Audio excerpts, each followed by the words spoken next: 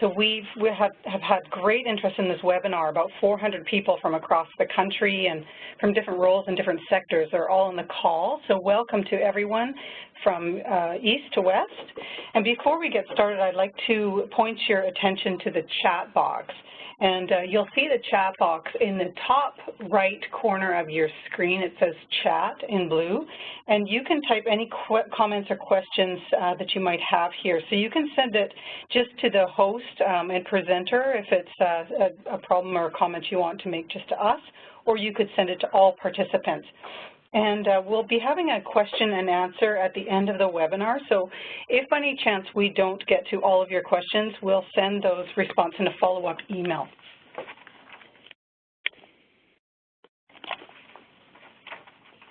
So first, I'd like to let you know about the team who's facilitating the webinar today. My name is Susan McNeil, and I was the guideline development lead for this fall's guideline and have also been the guideline development lead for 2 other BPGs, one on addressing abuse in older adults and one on delirium, dementia, and depression.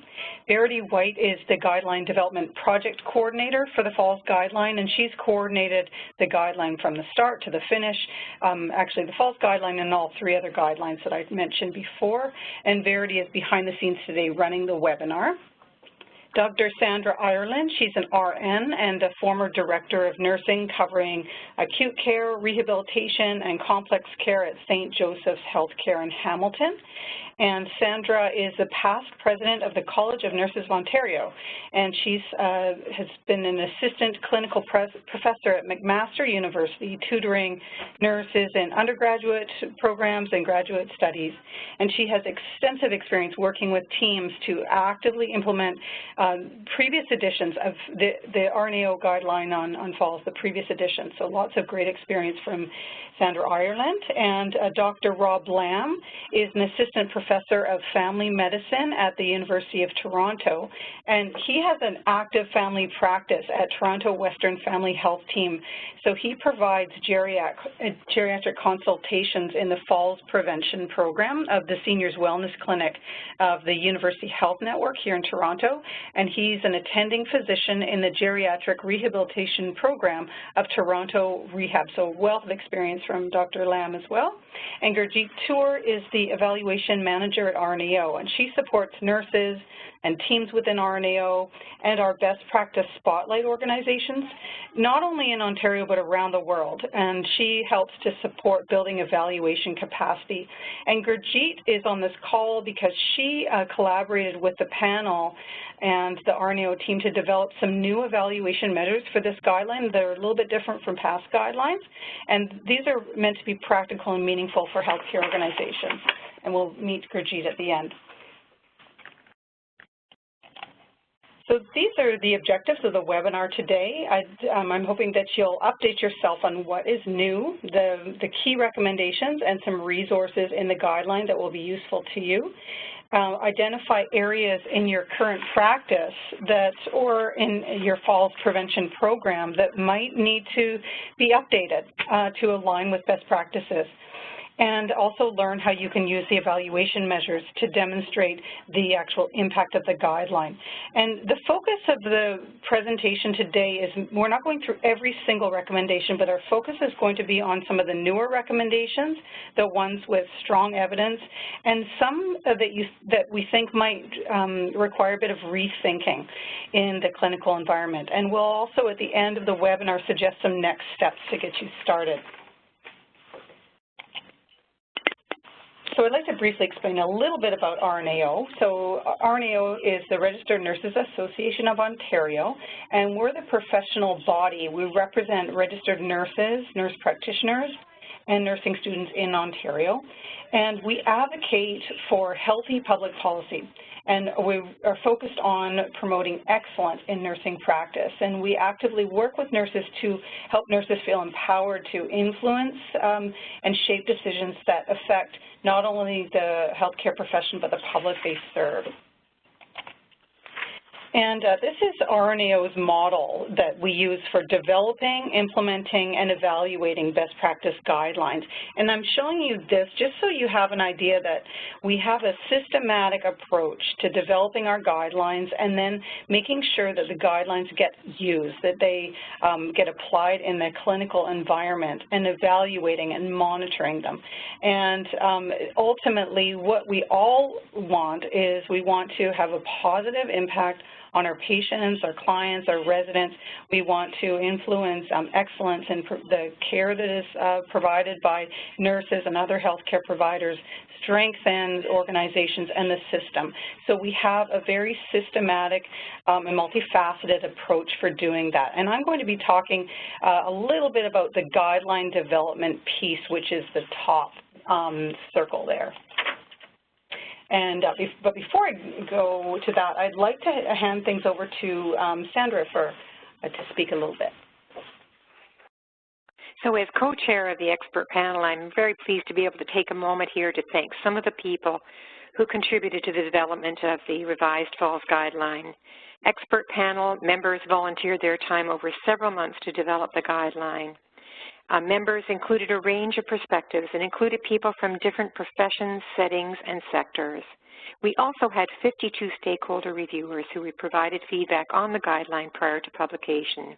The names of all panel members and stakeholders are included in the guideline. It's really important as we go through this work today that we remember this is an interdisciplinary team and with broad representation. Great, thank you.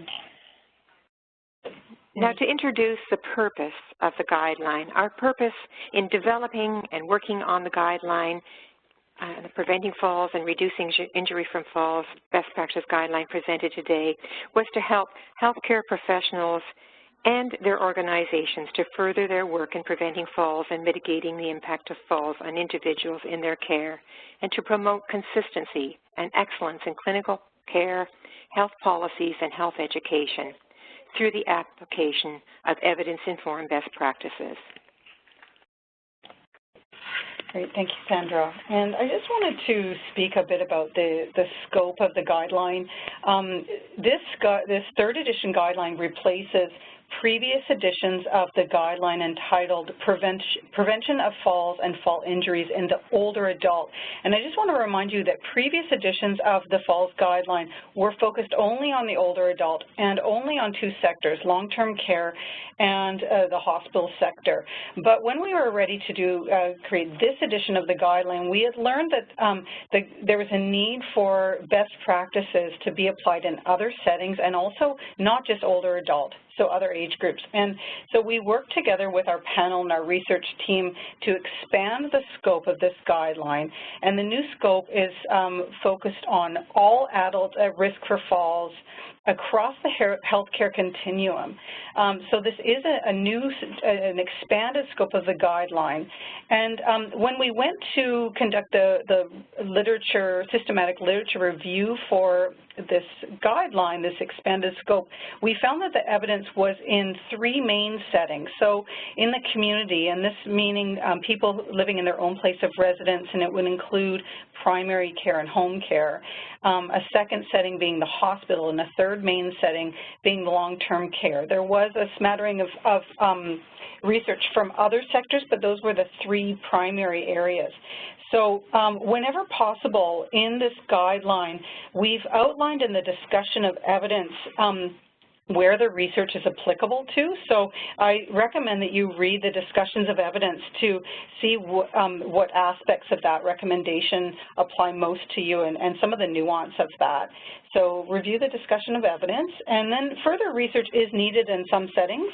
I want to also note that the majority of evidence is on older adults. But we worked with our expert panel to review all of that evidence and provide as much clarity as possible in the discussion of evidence. And I would recommend that you go to page 6, read pages 6 to 8 in the guideline, especially if you're a lead in implementing the guideline, so that you can kind of critically review the recommendations and consider applicability to your particular patients, clients, residents, and your setting. And the guideline has 3 types of recommendations. So you'll find 3 sections in the guideline. There's a section on practice recommendations, and these outline what the nurse or the healthcare provider needs to do. Then we also have education recommendations, and these outline what the nurse or healthcare provider needs to know.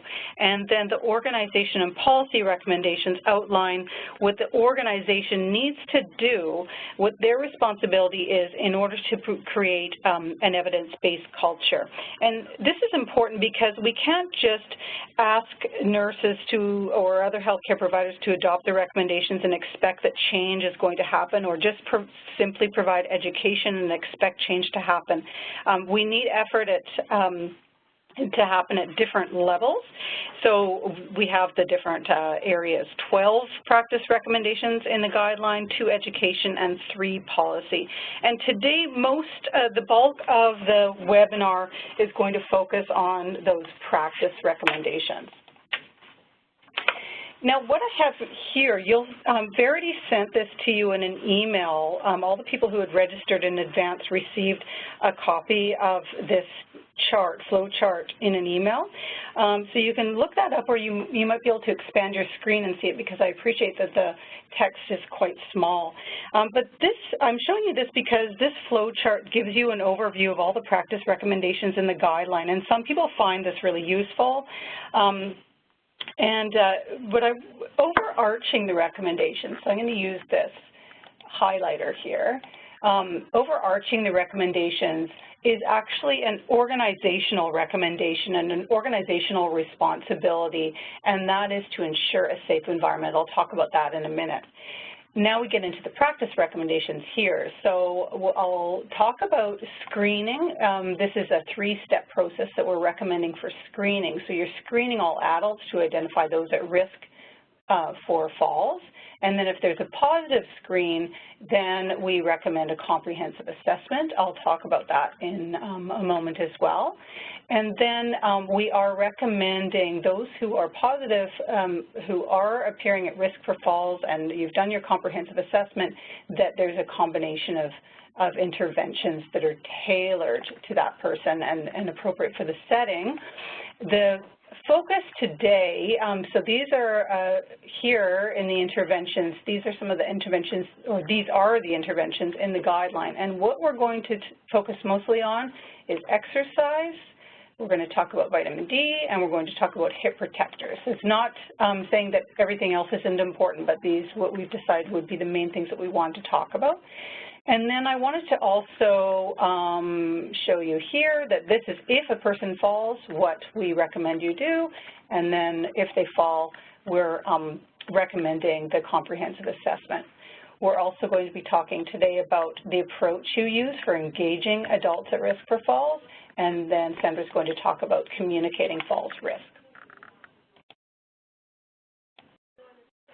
So ensuring a safe environment, this is an organizational responsibility, an organizational level recommendation, and it has 2 aspects to it. One is implementing universal falls precautions to prevent falls in the healthcare setting.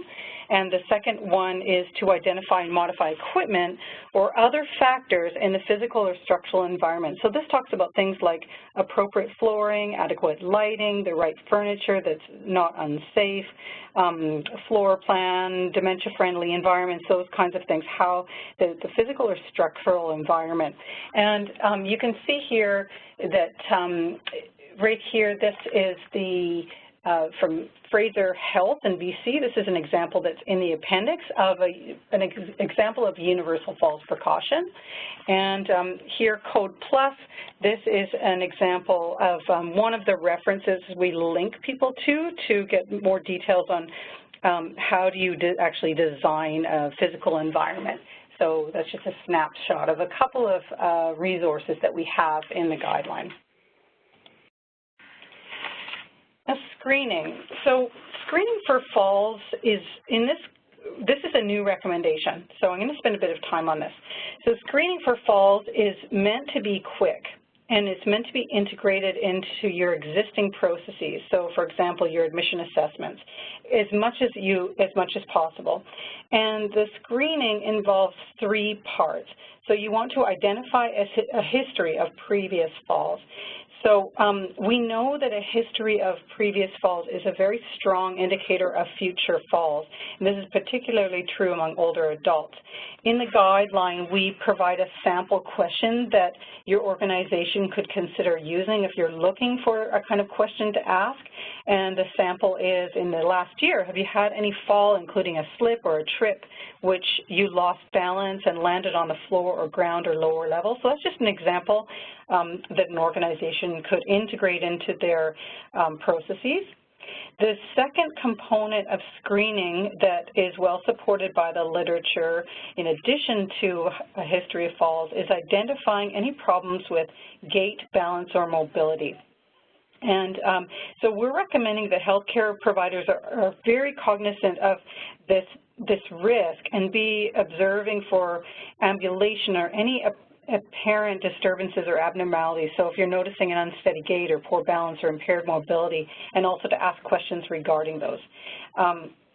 And then, but again, that's meant to be a quick process. And then clinical judgment is the third piece. And this is recommended in the literature, in the research and other guidelines as a very important part of screening. And it's the critical thinking piece that may be missing in some screening processes. So the clinical judgment piece, we recommend that be incorporated into your admission screening. And an example question that we have in the guideline is something like, and again, this could be tailored to your setting and the logistics of your setting, but it could be a question like, based on your screening questions, your observations in clinical judgment, does this person appear to be at risk for falls?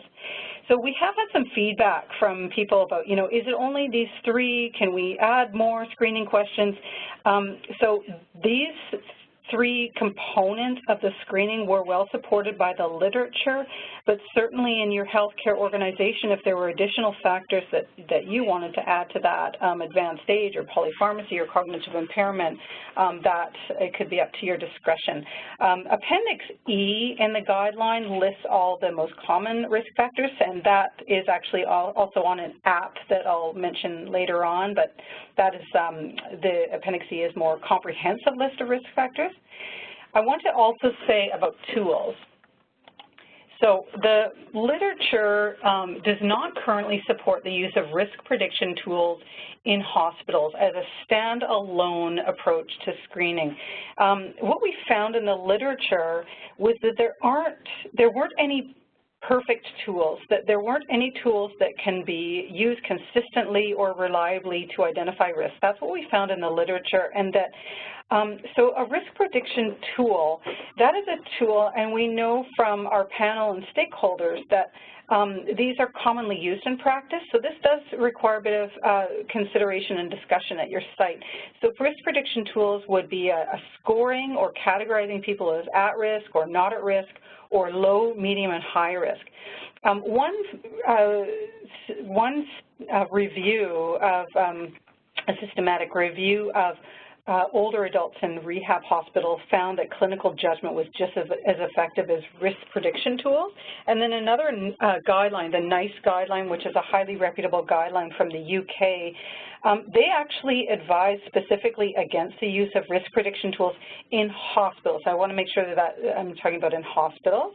Because the risk prediction tools were sort of oversimplifying something that was quite complex. And it could potentially lead healthcare professionals to intervene in a non-targeted or maybe ineffective way. So that's about screening. Now I want to talk about comprehensive assessment. So if a person is positive for recommendation 1.2 is a comprehensive assessment. And this is meant to identify what are the factors that are contributing to their risk? Why are they at risk? It helps you to gain insight into what we can do to help address their risk. And So this, again, should be integrated as much as possible into what you're already doing, so not an add-on. So exploring the risk during your routine assessment. So you're already, in most settings, doing an admission or an intake assessment, a physical exam, a health and social history. So use these to help you identify the factors that are associated with risk. Now, if the person has a history of falls, you want to understand that history and ask about their history. So what contributed to the fall? Did they have some dizziness before they fell or palpitations? Were there things in their environment that they might have tripped on? So collecting information about their history of falls or a particular fall can provide you with a great amount of insight into what the risk factors or conditions are. Is it a problem with gait? Do we think it's a problem with a gait or low blood pressure? And if so, that needs a closer look. So validated tools, validated or standardized tools, they can support a comprehensive assessment to assess a falls risk. So tools can help you understand things like gait or balance problems or cognitive impairment. So certainly validated tools have a place and a role, but may not be necessary for everyone. And then in terms of multifactorial assessments, we know that falls are usually caused by multiple factors, right? But in terms of an in-depth multifactorial assessment, that may not be necessary, and it may not be justified for all people who are at risk for falls or injuries.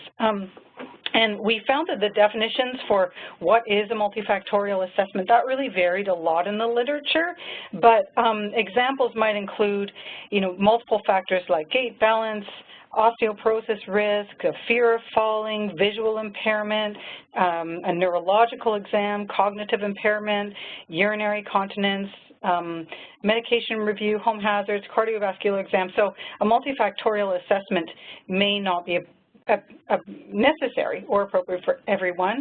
We do provide guidance in the recommendation 1.2 about who might benefit the most from multifactorial assessments. Now referring, adults who have had recurrent falls or those who have multiple risk factors, people with complex needs, they may require a referral to someone, a healthcare provider with specialized knowledge, or to the interprofessional team for further assessment and appropriate intervention. So I'll just recap this three-piece and then hand it over to Sandra and Rob for some of their comments. But in summary, there are essentially three parts to screening and an assessment. That the screen is meant to be quick. It's got those three pieces: the history of falls, gait, balance, or mobility, and clinical judgment. Then a comprehensive assessment the second part is a comprehensive assessment to assess more in depth with the intent to really understand what their risk is all about and to inform appropriate interventions. And then the third step is to refer people for specialized assessment if needed. So just thought I'd see if Sandra and Rob wanted to comment on this as well. Rob? Well, Susan, I'd really like to thank you as a family doctor working in a family health team in Ontario for contributing to this guideline and this nursing guideline. As a family doctor, I see patients in the community, and this is a big change in the guideline, moving just from institutionalized care in hospitals and long-term care to also the community. And I think if we're, as you mentioned, if we're going to introduce a new screening technique, it has to be quick, because what we're asking now is to really look at the possibility of falls in all patients over 18. And if it's going to be doable, it has to be quick. So I would use an example in my family practice clinic. If I'm seeing a patient who has fallen, it may transpire through history that this patient has gout of the right big toe, or arthritis on the left knee for that matter. And the and the process would end right there with the treatment of the gout or arthritis. But if the history becomes evident that there are balance problems and multifactorial issues, then that patient may be referred to a falls prevention program if it's available, for example. But I really did want to underline that the undertaking to pick up falls in the community is really, I think, the major step in this guideline, in that not only are falls happening in hospitals and in long-term care, but many are happening in the community, specifically in, as most of you on the line would know, that a third of community-dwelling elders fall. But now we're even moving out to all patients over 18. And if we're going to realistically apply a screen, it has to be doable. And I think this new screen does. We simply look at people who have fallen already, or patients who haven't fallen but have a balance problem, and also using clinical judgment. Mm-hmm. So if a patient has started on a new medication or is moved to a new setting, then delirium would also be a risk. And we're asking nurses to apply this relatively quick, but I believe effective screen. Thanks, Rob. Sandra, do you have anything you wanted to add there? I just wanted to mention for those who are nurses in the audience, and for those who are in clinical settings, that we talked a lot as a panel about the practicality of what we were recommending and how clear it would be and how realistic it was given the pressures in the clinical environments. So yes, it needed to be quick, but secondly, I think once the audience and people have read the entire guideline and sort of sat down and thought about it, they will think about how it could be integrated into everyday assessment and the accountability we have for doing that assessment anyways, and how we can build this clinical judgment piece to really reflect the professional accountability and reinforce it. So yes, it seems like a mammoth guideline and many, many pages in this particular presentation, but if you think about it, I think it's more a matter of taking the falls assessment that we are all doing anyways, and just taking it up a notch, right? And making absolutely sure that it's part of our assessment and that everyone on the team knows it's a priority piece. We've got vital signs we always talk about. Let's all talk about fall risk as well, because of the huge risk that it presents the healthcare system and the time and the accountability of professionals.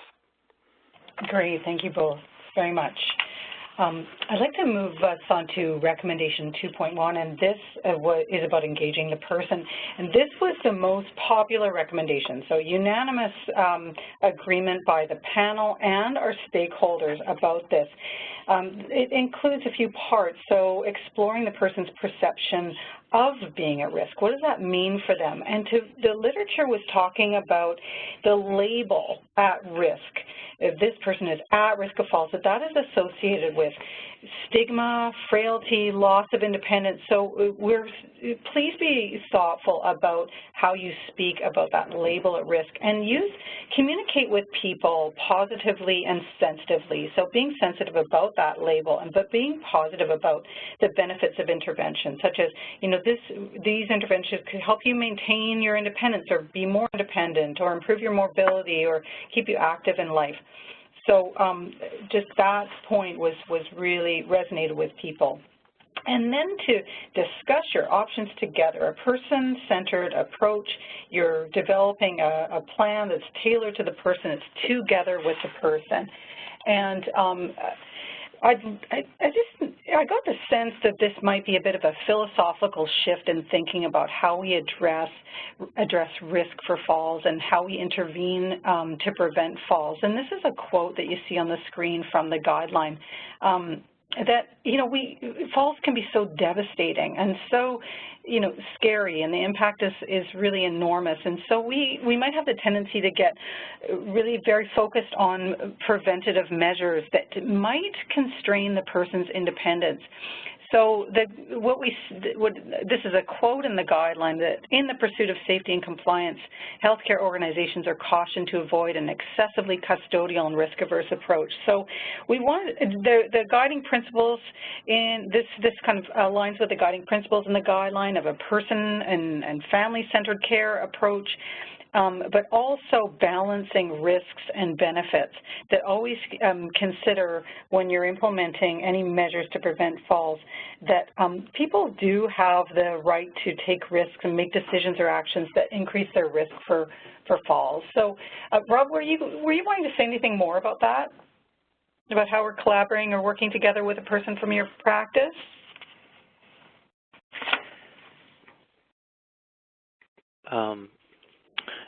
Susan, the buy-in from a patient is always important. A mutually agreed upon plan is always necessary. And if patients don't appreciate their falls risk, they're for lack of a better word, could be non-compliance. Okay. Or if patients feel that they're too far gone and don't feel that they can be helped, there could be decreased compliance with the program. So falls is such a complex and multifactorial problem that the only way an effective plan will come about is through mutual agreement and communication of a very complex situation. Yeah, great, thank you. And you found that to be really successful in your practice, collaborating with patients. I remember you talked about that before, so thank you. Talk about interventions a bit here. So recommendation 2.4 is that people should be offered a combination of interventions that target or address their particular risk factors or health conditions. So we didn't find evidence, or there was very little evidence about any particular combinations, or components of interventions that would be sort of the best combination. We didn't find that in the literature, so that doesn't seem to be available yet. There are a range of interventions that have been studied with varying degrees of effectiveness, and these are outlined in Appendix G. So when you're looking at the guideline, look at Appendix G, and it doesn't quite look like this, but it has these 4 components. So Appendix G is split into 4 tables, and it lists a table with strong evidence of benefit. So these are interventions that have very consistent evidence of benefit, or benefit that was demonstrated in very strong studies, so quite convincing evidence of support. And then some benefits, these are interventions that do have some evidence of benefit, it's maybe for particular populations. Mixed, there's a table on mixed, which are benefits in some studies and not benefits in other studies. And then insufficient, this was interesting. So I just want to point out that insufficient evidence does not mean that it's ineffective. So there was very, very little evidence there on low height beds, but those of you who are in practice probably might have had great success with that, but there just aren't a lot of studies on that. Sensors, bed and chair alarms, there wasn't a lot of evidence on that. I know anecdotally in practice there are pros and cons to using bed and chair alarms, and then sitters, or people who stay near the person. So please look at Appendix G for an overview of the different interventions and the evidence about those particular interventions. Now I want to hone in on a few of the interventions. So exercise. We recommend exercise and physical training interventions to improve a person's balance, their strength, address falls risk factors. And there are a range of exercise and training interventions that have been studied. So Appendix H goes over each of these, and I'll give you an example. So there are core training, stepping training, interactive cognitive motor training, like balance type training interventions, Pilates, exergaming or using games to promote balance, yoga. We all have heard of Tai Chi as an intervention, fall prevention exercise programs, foot and ankle exercise, like there's quite a few in Appendix H. So what I would recommend to you is that you look at Appendix H and identify those exercise and training interventions that might be most applicable or appropriate for the people and the setting, the people you serve or care for and the setting you're working in. And then you can discuss options with people. And keep in mind what would be appropriate for the individual person based on their abilities or health condition. So, for example, exercising caution for people at high risk of fracture, right? Most of the evidence about exercise was focused on the community setting, and exercise programs that had a particular focus on falls prevention and balance were found to be, they were quite consistently recommended in terms of fall prevention measure. Hip protectors. So hip protectors, there's, again, quite a bit of literature on hip protectors. They certainly have great potential. It appears as, well, the literature indicates that they're most appropriate for the long-term care setting. There was very little evidence for hospital setting. They seem to be most appropriate for people who are quite mobile and at high risk of fractures. And then another benefit is, you know, a hip protector could help avoid the serious consequences of a fracture like pain and loss of mobility and death. On the right side of the screen talks about sort of maybe less, well, what am I trying to say? Small benefit or mixed findings for reducing hip fracture. There was one study by Santesso that had pretty mixed findings and a small benefit of hip protectors, but they were saying in their conclusions that that probably was most associated with the challenges, and I bet a lot of you have experienced the challenges if you've used hip protectors with acceptance or adherence. So that is the barrier. And in Table 4 in the guideline on hip protectors, take a look at that. It breaks down the benefits, harms, and barriers to adherence. And those are all, we recommend that you consider all of those when you're making the decision whether or not to recommend hip protectors. And to also keep in mind that there are some new technologies that are being developed to address all of those barriers and challenges. Recommendation 2.7 on vitamin D. There was a large body of evidence on the topic of vitamin D with the purpose of either fall prevention and or reducing fractures. And there certainly is some benefit to vitamin D, but the findings do differ from one study to another. There is evidence that supports vitamin D for reduction of fracture in long-term care, and that it appears to be most beneficial for people who are vitamin D deficient. So what we recommend is that the person talks to their healthcare provider, their nurse practitioner, physician, or dietitian to discuss vitamin D supplementation, because there is a lot of kind of nuanced detail around whether or not a person would benefit, what the appropriate dose would be, whether or not they should have it with calcium, those kinds of things. And there are 2 clinical guidelines that have broken this down very clearly, and we recommend those. But we decided not to come up with a clear recommendation in our guideline. We were recommending that the healthcare provider with the experience and knowledge on that topic work through that decision-making with the person. So, Sandra, I'll ask you to talk about communication, if you don't mind. Recommendation 2.3, communication. Thank you, Susan. Recommendation 2.3 on communication is to communicate the fall risk and interventions at all care transitions.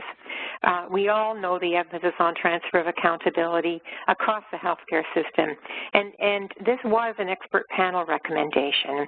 There was no evidence, just to let you know, there was no evidence for or against the use of visual identifiers, fall risk signage of any kind, falling star or leaf, which was quite a surprise to me, actually, because I've been in my career, an advocate of this.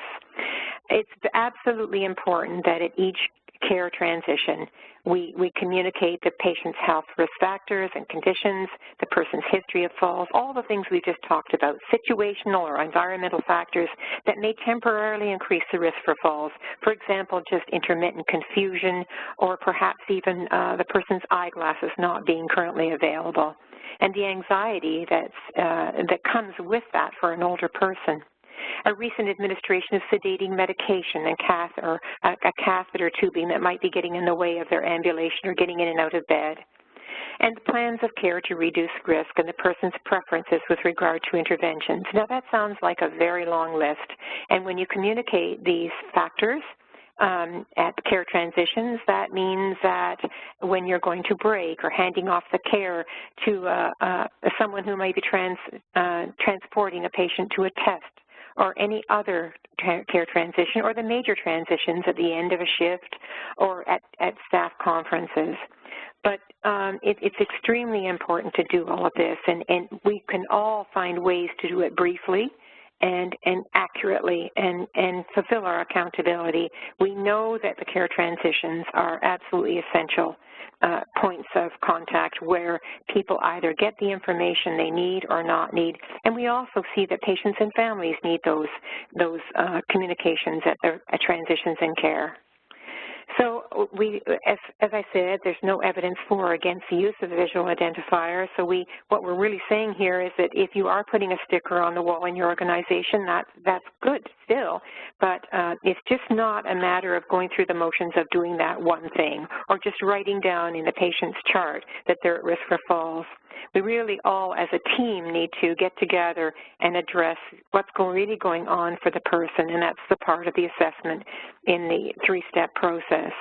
And I think you can all see in the recommendations that we've covered so far in terms of communicating risk, we're certainly not alone and can't do this alone. You see some of the recommendations that are just very clear that we need physio or OT or a combination of those or one or the other. But you're not alone, and we have to work as a team in communicating. So again, it is a team effort, and it's not one person's responsibility, but each of us as individuals have to be able to communicate at each care transition. Great, thank you so much, Sandra. And that leads to this next recommendation that I want to talk about. We've just finished talking about some of the highlights of the practice recommendations, and in terms of education recommendations, we do have two education recommendations. So 4.1 is about education and training programs, like undergraduate programs, have content related to fall prevention to promote foundational knowledge and skills. And then the second recommendation, 4.2, is about ongoing organization-wide staff education. So this would outline each individual's roles in fall prevention and emphasize that, like Sandra was indicating, that fall prevention is everyone's responsibility within the healthcare organization. So education does involve a range of staff, so it might involve dietary aides, housekeeping staff, administrators, others, and it helps to facilitate the successful implementation of your initiative and also helps to promote the safety culture. So we strongly recommend that all of your fall prevention programs have an interprofessional education for the healthcare providers and others, so that everyone is responsible for the fall prevention. Okay, and implementing falls prevention effectively. So I'd like to touch on two more recommendations that we have for the organization and policy level. And earlier I spoke about recommendation 5.1, which is a safe environment, and that, if you recall, includes universal falls precautions and the equipment and built environment. So this recommendation states that organizational leaders, in collaboration with teams, apply implementation science strategies to enable the successful implementation and sustainability of fall prevention and injury reduction initiatives. So this includes identifying barriers and establishing formalized supports and structures within the organization. So any of you who are working in leadership roles or involved in quality improvement activities for fall prevention, you know that implementation and sustainability of initiatives are a challenge. They're a challenge across all sectors. On page 49 to 51, we outline what the literature says in terms of barriers and facilitators of successful implementation. So you might want to take a look at that, and then you'll probably have some unique barriers or strengths in your own organization. Excuse me. So we recommend that you use a collaborative team approach when implementing your best practices, and you use implementation science frameworks to guide your work. So there are frameworks in Appendix B that can help guide that work as well. Now, the last recommendation for the organizational level focuses on rounding. And rounding is described as the act of checking in on people, on patients, on a regular basis. That might be hourly, and that's to proactively meet their needs. So this was found to help reduce the number of falls in the hospital setting. So this is focused on the hospital setting, the literature.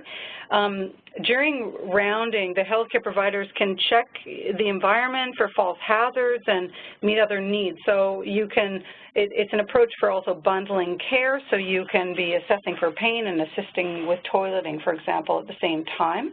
And rounding is found to be, in hospital settings, not only effective at helping to reduce falls, but also reduce pressure injuries, fewer call bells, and improve patient satisfaction. So you might want to look at the discussion of evidence and see if that would apply to your particular setting, and also see that we talk about some, excuse me, some potential drawbacks to rounding, and also some tips for success. So you might want to take a look at the discussion of evidence 5.3 on rounding. Now, I'll just mention research gaps and then turn things over to Gurjeet.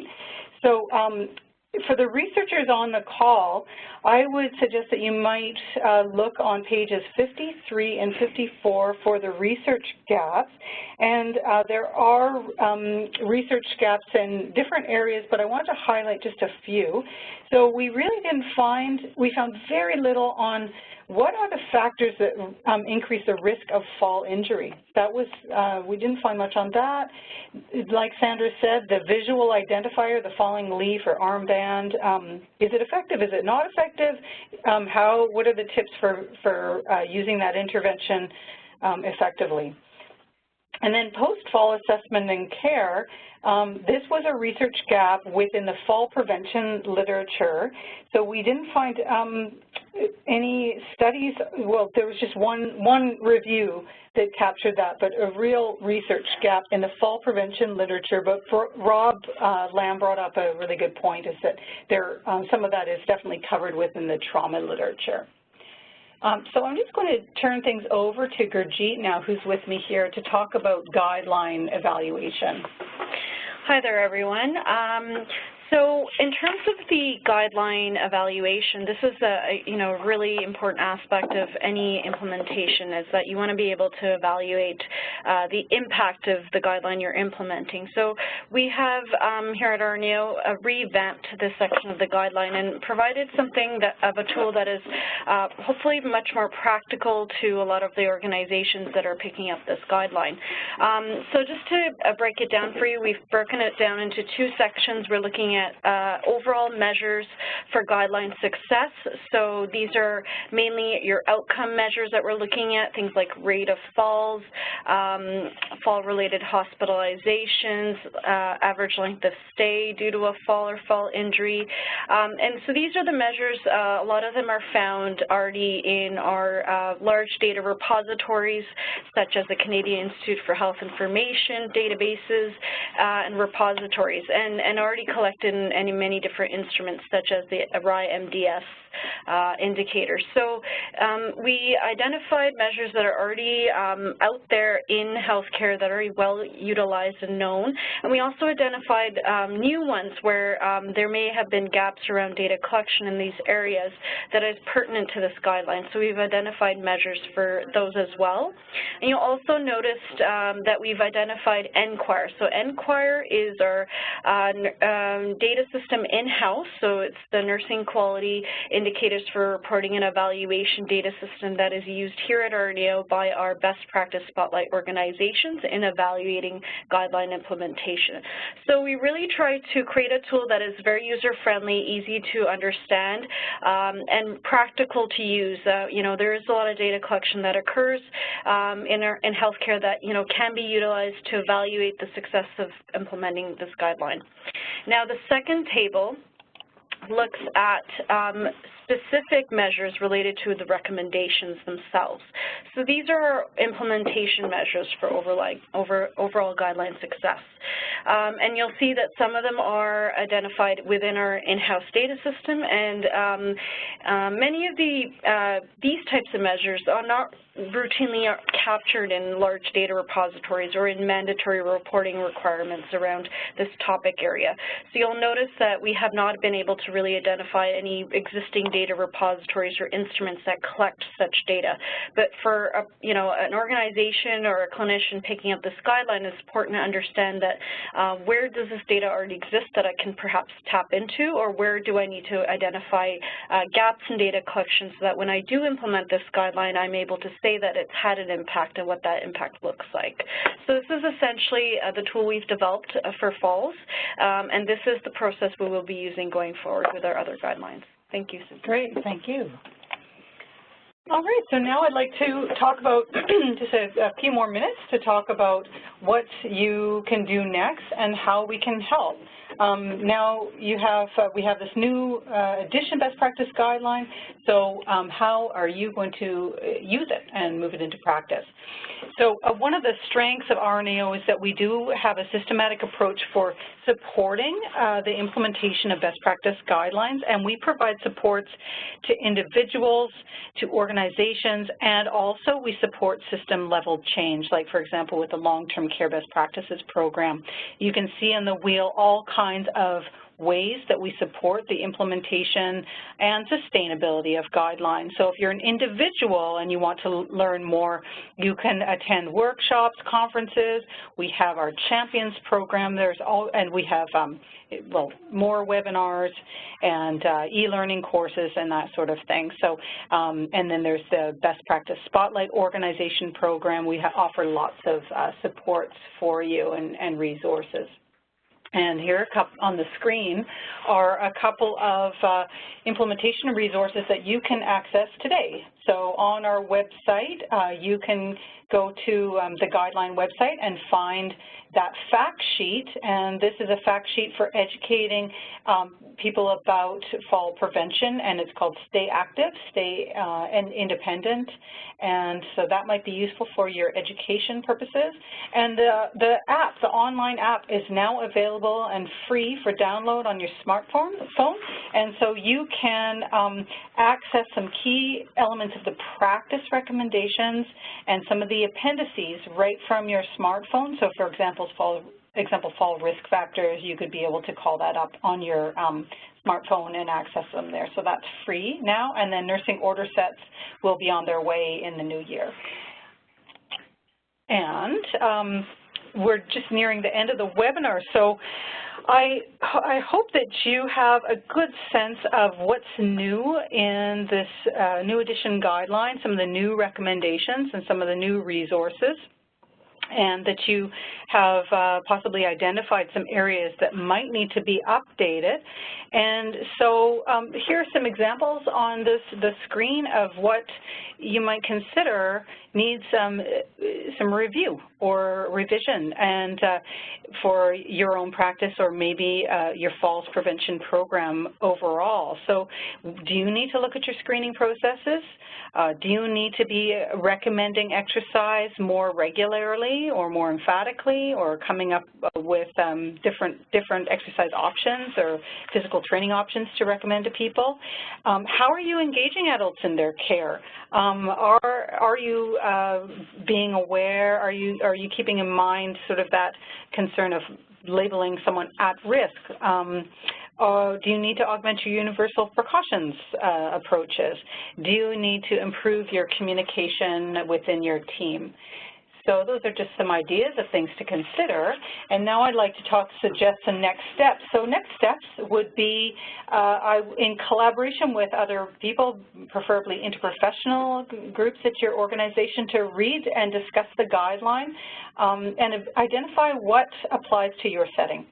You might conduct a gap analysis. We recommend you conduct a gap analysis.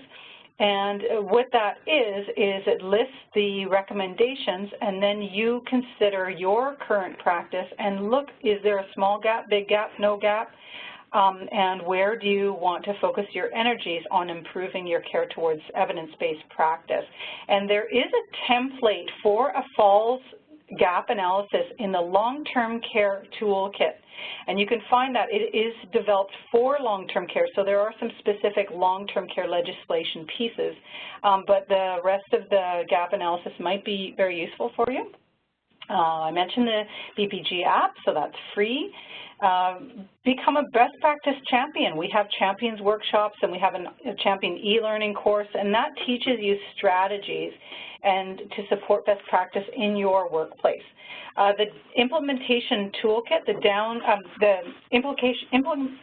implementation of best practice guidelines, this is a free toolkit, and this walks you through, this is an implementation science resource. This walks you through the steps for implementing and sustaining best practice champions. Any of you can download that for free and use it.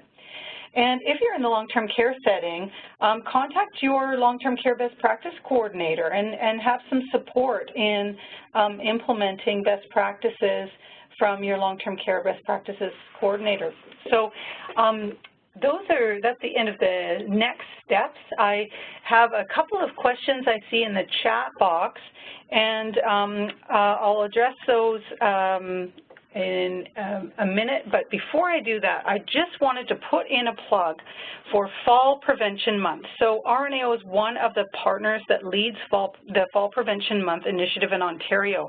And if you're not aware of the toolkit yet, take a look at the fallpreventionmonth.ca toolkit. There's tons of resources in there to get involved in Fall Prevention Month and to resources and ideas for preventing falls. And you can also let other people know if you're doing something for this month. So that is fallpreventionmonth.ca. Now, I have seen a couple of questions in the chat box. One of them was just about the presentation. So after this, and Verity, correct me if I'm wrong, but I think we're sending a copy of the presentation, and if there are any questions that we missed the answers to, we will provide those as well. There was another question about long-term care and rounding. There were quite a few questions about long-term care and rounding. And so the evidence that we found was focused in the hospital, but the expert panel suggested, and we had quite a bit of discussion about this, that rounding is likely beneficial in long-term care as well. And a lot of long-term care settings are already implementing rounding, but it would need to be on a regular basis. And so we do recommend that you consider that for the long-term care setting, and then look at the available resources and the structures that you can, get involved in supporting that initiative. So Sandra, was there anything more that you wanted to say about rounding? No, I guess what I would just add to that is just because there is no evidence to support it, it doesn't mean that it isn't a good thing. It's just that these are research gaps. Certainly, I mean, rounding to many professionals just makes sense, right? It just makes sense. But putting a formalized structure around it is sometimes difficult in terms of staffing and other things. But I would just add to your comment, Susan, which was quite good reply, is that just because there is no evidence, it doesn't mean that it still isn't a good thing. It's just something we need to find out more about. Yeah, and a good topic for a researcher as well. An excellent topic for a researcher. Yeah, right, great. So we just got 1 minute left. So I would suggest that there's some questions about mobility aids. So look at, as far as other interventions, look at appendix, now is it appendix G or H? The appendix G. Appendix G lists all of there are a lot of interventions that we did not mention today in this webinar, but that doesn't mean that it's not in the guidelines. So I would suggest that you look at Appendix G for any particular interventions that you're wondering about and see what the research findings are for that. So I think what I'll do, it's 1 o'clock now, so it's time to conclude, and if there are any, we'll review the chat box, and if there's anything outstanding, we'll write the answer in a follow-up email. So thank you very much for your attendance, your interest, and for being involved, and I encourage you all to get involved in Fall Prevention Month, and because we all have a role to play. Thank you so much.